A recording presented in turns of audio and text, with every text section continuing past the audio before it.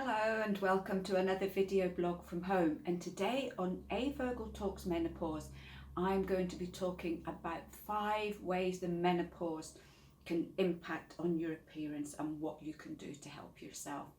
If you like my tips and advice, then please subscribe and remember to hit the bell icon so you can be notified of all my new videos. Change is inevitable in the menopause. It's something that we can't avoid, we can't run away from it. We know the usual things like it can affect our mood, it will affect our periods, but a lot of these changes will also impact on our appearance, and that can then affect the way we feel about ourselves. It can also impact on our confidence and our relationships. So today I thought I would look at 5 different situations and what you can do to help yourself. So number 1 is hair. This is very often one of the first things that seems to be affected. Now, if you remember that all the physical changes that are going on in your body as your hormones start to decrease, they use up a huge amount of energy and also a huge amount of nutrients. So your body needs more of everything. So if you find that your hair and your nails and your skin start to change or deteriorate, very often that's just an indication that you're not getting enough of the things that you need. So with hair, the major changes are that your hair can start to thin, it can get very brittle and break easily, it might be really slow in growing, or you might find that it's falling out a lot more than normal. Obviously, as we get older, we can start to turn grey as well, and the texture too can change. You might find that your hair gets more wiry, maybe it just hangs there doing nothing, or it just goes all over the place, whereas before you could keep everything nice and tidy. So what you need to do with this, obviously diet, just check that you're getting enough of everything. Your hair needs the whole range of vitamins such as vitamin A, the B vitamins, vitamin D, iron and magnesium, and lots of protein. So just check that your diet is rich in these nutrients, or maybe look at certain supplements. One of the best ones I find for hair is what's called a colloidal silica supplement. A little bit of a mouthful, but you can get this in the majority of health food shops, and this works on your skin, your hair and your nails. So it's a nice one if you find that all these areas are being affected. The other thing too would be to look at, if you're still wanting to dye your hair, then make sure that you use natural dye products rather than ones that are full of chemicals. And the same with hair products. Go for natural shampoos and conditioners and hair treatment products. Number 2 is skin. Oh, this is the horrible one. Our skin can start to sag, our chin starts to drop, we can get wrinkles, the skin can thin, which can mean it will get more itchy. You might find that you sunburn a lot more when you go outside in the summer. It can be more sensitive, so creams and other preparations that you used to tolerate really well, suddenly you find that your skin is coming out in rashes. And of course there's skin dryness, which is a major issue in the menopause.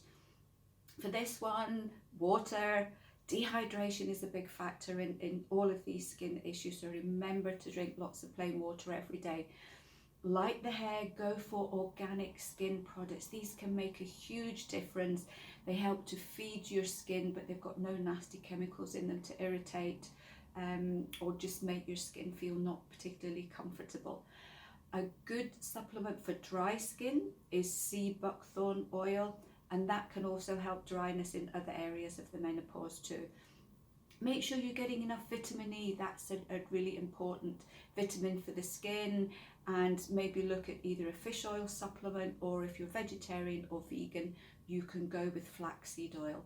Zinc is important for skin healing, so again, make sure that you're getting enough zinc rich foods into your diet.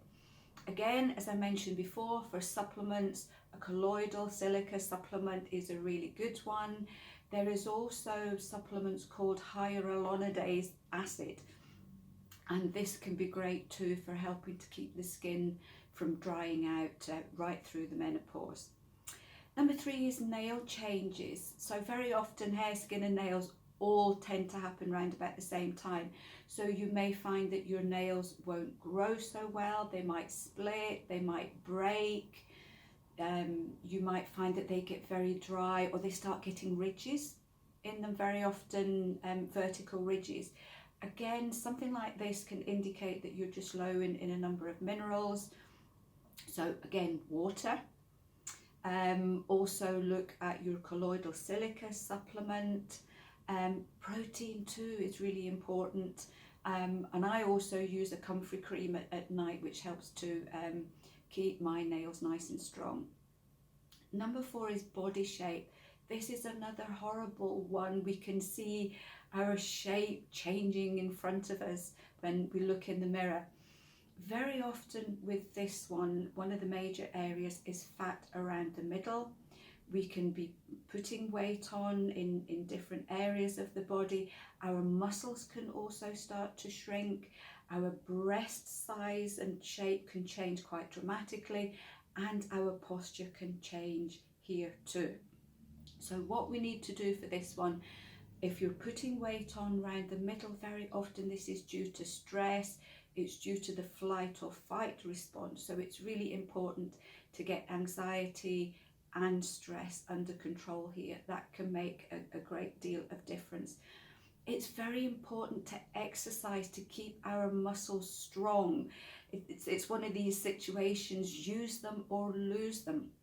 Now, I'm not talking as usual about really heavy duty exercise, even a brisk walk every day, short, sharp, high intensity sessions. 10 minutes a day, 3 times a week can be enough to keep your whole body muscles in good shape. And it's really good for heart health and burning calories too. As far as the breasts go, our breast size and shape and tissue can change quite dramatically as we go through the menopause. So getting the proper bra is absolutely vital. And I've told this story before where a few years ago I went to get myself measured, and I was horrified because I had been wearing the wrong bra size for practically the whole of my life. We just tend to guess and that's it. And what a difference when you get the proper bra size. It can lift you up, it can shape you, it can show off your middle that little bit more. So it is a good idea to get this done. I know at the moment it's impossible, but hopefully when things change, a lot of the big department stores used to have a free service where you could get yourself measured properly and to get the right bra. Also, the wrong bra can pull down. If it's not supporting you enough, it can give you round shoulders, that can affect your posture, and that can make a big difference to the way that you feel too. Number 5 is body confidence. When all these things start to change, it can really hit us. We feel that our looks are going, that maybe we lose confidence when we're at work, we can lose confidence in our relationships. And that's a really important one. So many women tell me that they now don't want their partner to see them naked because they're ashamed of the way they look, and that will affect their sex life, which can affect their whole relationship on a day-to-day basis. So it's a difficult one. Where do we get this confidence from? We can look at pictures of ourselves when we were younger and think, oh, I just want to be that person again. We can look at models in magazines. These are expectations that we can never get to now. But just looking after ourselves the best way we can. As I say, even simple things like getting new bras can make a great deal of difference. And it is about acceptance, which I think is probably one of the most difficult things to get to in the menopause, is realising that we're at a different stage of our life. We are going to look different, we are going to feel different about ourselves, but it needn't be a negative experience, and we can start to embrace who we are. And very often that's all we need, just to give ourselves such a huge boost confidence wise. So I hope you found this one helpful. It can hit us, our body shape, size, the way we look can hit us in so many different ways. And I know this is one that I think probably every single woman going through the menopause will struggle with, and I know I have done too. If any of you out there have found really good tips that have boosted your self-confidence, have made you feel better about yourselves, and have maybe given you a new lease of life, please share them. We would love to hear all about them. And until then, I'll see you next week for another edition of A. Vogel Talks Menopause.